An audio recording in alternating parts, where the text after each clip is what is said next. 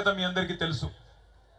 తెలంగాణ రాష్ట్ర సమితి అనే పార్టీకి జన్మనిచ్చిన పురిటిగడ్డ కరీంనగర్. ఆనాడు 2001 మే 17 నాడు కరీంనగర్లో జరిగిన సింహగర్జనతోనే సింహం లాంటి నాయకుడు కేసీఆర్ గారి గురించి దేశం మొత్తం తెలిసింది అంటే దానికి కారణం ఈ గడ్డ కరీంనగర్ అనే విషయం నేను మీకు గుర్తు చేస్తున్నా. జన్మనిచ్చింది కరీంనగర్. 2006లో ఎక్కడున్నది తెలంగాణ అని ఈసడించుకున్న కాంగ్రెస్ వాళ్లకు 2 లక్షల ఓట్లతో సమాధానం చెప్పిన గడ్డ, పునర్జన్మనిచ్చిన గడ్డ కూడా ఇదే కరీంనగర్. తిరిగి అయిపోయింది 2009లో ఎన్నికల్లో ఓటమితో చెల్లా చెదురు అయిపోయింది టిఆర్ఎస్. ఇక తెలంగాణ వాదం ఉండది, తెలంగాణ రాష్ట్రం ఇక మర్చిపోవాలి అనే సందర్భంలో మళ్ళీ ఇదే కరీంనగర్లో ఆనాడు కేసీఆర్ గారు రణనినాదం చేసి నిరాహార దీక్షకు బయలుదేరితే, నా శవయాత్రనో లేదా తెలంగాణ జైత్ర యాత్రనో అని బయలుదేరితే ఇదే అల్గనూరులో మళ్ళొక్కసారి ఆనాడు బ్రహ్మాండంగా ఉద్యమానికి ఊపిరిపోసిన కరీంనగర్ గడ్డకు వందనం, కరీంనగర్ బిడ్డకు వందనం. మీ అందరికీ పేరు పేరున శిరస్సు వంచి నమస్కారం. ఇవాళ కరీంనగరే లేకపోతే, కరీంనగర్ పోరాట స్ఫూర్తి లేకపోతే ఇవాళ వాస్తవానికి తెలంగాణ రాష్ట్రం సిద్ధించునో లేదో నాకైతే అనుమానమే.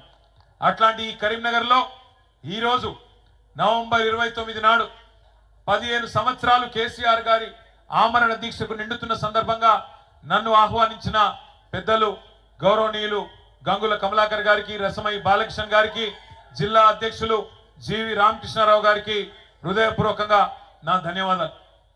మిత్రులందరికీ నాదొకటే విజ్ఞప్తి, ఒకటే ప్రార్థన.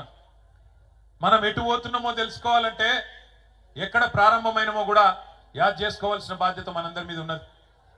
పెద్దలు కేసీఆర్ గారు ఒకసారి కాదు 100 సార్లు చెప్తా ఉంటారు. తాను స్వయంగా పాటలు కూడా రాసిండు. ఎందుకంటే 1948 నుంచి 56 వరకు 8 ఏళ్ళు ఒక ప్రత్యేక రాష్ట్రంగా ఉన్న తెలంగాణ, ఆనాడు పేరు వేరు కావచ్చు, హైదరాబాద్ రాష్ట్రం పేరిట 8 ఏళ్ళు ప్రత్యేక రాష్ట్రంగా ఉన్న తెలంగాణ ఆనాడు ఇష్టం లేని బలవంతపు పెళ్లిలో భాగమై ఒక అమాయకపు పిల్ల పెళ్లి ఒక అతి హుషారైన పిల్లగాంతో జరుగుతుంది అని స్వయంగా ఆనాటి అప్పటి ప్రధానమంత్రి జవహర్లాల్ నెహ్రూ గారు నిజామాబాద్లోని ఖలీల్వాడి మైదానంలో చెప్పిండు. आज एक मासूम बच्ची की शादी एक नटखट लड़के के साथ हो रही है. अगर ये मिलाप अच्छा चला तो अच्छी बात है, वरना जब चाहे तब तलाक ले सकते हैं అంటే ఎప్పుడు కావాలంటే అప్పుడు విడాకులు తీసుకోవచ్చు అని చెప్పిన మాట. ఆనాడు ఇష్టం లేని పెళ్లి చేసింది కాంగ్రెస్ పార్టీదే. ఆ తప్పు చేసింది కాంగ్రెస్.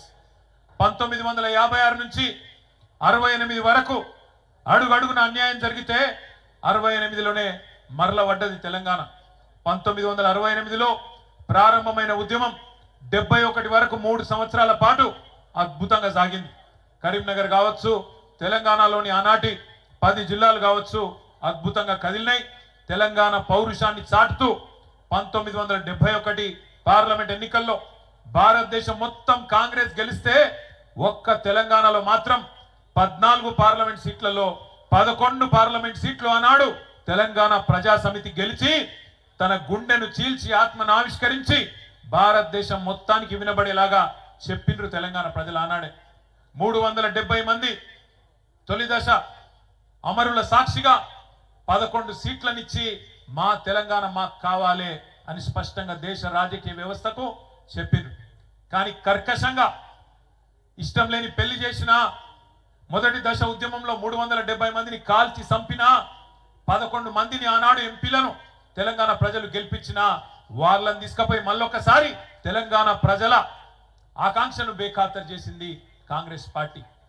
71 నుంచి 2001 దాకా 30 ఏళ్ల పాటు పెద్దలు, బుద్ధిజీవులు, ప్రొఫెసర్ జయశంకర్ లాంటి పెద్ద మనుషులు, ఆచార్య కొత్తపల్లి జయశంకర్ గారు లాంటి పెద్దలు, విద్యాసాగర్ రావు గారు లాంటి నిపుణులు, అదేవిధంగా ఇంకా కవులు, కళాకారులు, విద్యావంతులు, టీచర్లు కావచ్చు, ఉద్యోగులు కావచ్చు, వాళ్ళు కాపాడుకున్నారు.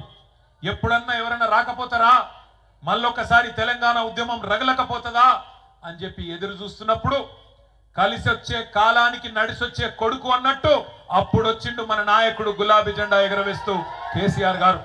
ఇదే కరీంనగర్ లో రణనినాదం చేసి సింహగర్జన చేసి తెలంగాణకు మళ్ళీ తిరిగి మలి దశ ఉద్యమానికి ఒక రాజకీయ రూపాన్ని కల్పించి గులాబీ జెండా ఎగరేసి తెలంగాణ వచ్చుడో కేసీఆర్ సచ్చుడో, మీరు అవసరమైతే నేను కనుక ఉద్యమం నుంచి తప్పుకుంటే రాళ్లతోని కొట్టి చంపే అధికారం మీకు నేను ఇస్తున్నా అని ఆనాడు సింహగర్జనలోనే కరీంనగర్ వేదికగా ప్రకటించిన నాయకుడు కేసీఆర్ గారు. పదవీ త్యాగంతో పార్టీని ప్రారంభించి ప్రాణ త్యాగానికి సిద్ధపడి రాష్ట్రాన్ని సాధించిన మహానాయకుడు తెలంగాణలో కేసీఆర్ గారు మాత్రమే అనే మాట ఒకసారి నేను మీకు గుర్తు చేస్తా ఉన్నా. దయచేసి మిత్రులందరూ నేను కోరేది ఒకటే, ఇవాళ చాలా మంది చాలా మాట్లాడచ్చు. కేసీఆర్ గారు పార్టీ పెట్టినప్పుడు 2001 ఏప్రిల్లో ఎటువంటి పరిస్థితి ఉండేనో ఒక్కసారి దయచేసి ఆలోచన చేయవలసిందిగా నేను కోరుతున్నా. ఆ రోజు కేసీఆర్ గారి వయస్సు కేవలం 46-47 ఏళ్ళు, చాలా చిన్న వయస్సు. ఒక రాజకీయ నాయకునికి 46-47 ఏళ్ళ వయసు అంటే అప్పుడప్పుడే ఆయన జీవితం